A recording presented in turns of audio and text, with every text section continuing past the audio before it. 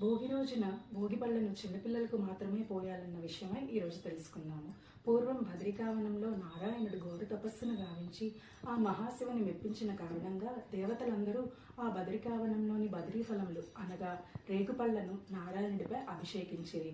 ఆ సమయంలో నారాయణుడు చిన్నపిల్లడైన కృష్ణుడిగా మారి ఆ యొక్క ఆశీస్సులను స్వీకరించెను. ఈ తంతు మొత్తం భోగి రోజున జరగడం విశేషం. మన ఇంట్లోని చిన్నపిల్లలను దైవతా స్వరూపులుగా భావిస్తాము కాబట్టి ఈ భోగి రోజున భోగి పళ్ళు అనగా రేగుపళ్లను, అక్షింతలను, చిల్లర నాణాలను, శనగలను మరియు బంతిపువ్వు రెక్కలను వారి తలపై రాసులుగా పోయడం ద్వారా ఆ ఇంట సిరి సంపదలు వెల్లివిరియాలని మరియు సంవత్సరాంతము వారికి ఉండేటువంటి దిష్టి పోవాలని సకల దేవతలు దీవిస్తారని మన ఇంట్లోని పెద్దవాళ్లే కాదు పండితులు చెబుతున్నారు.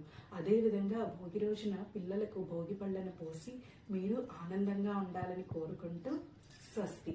ఓం నమో నారాయణాయ.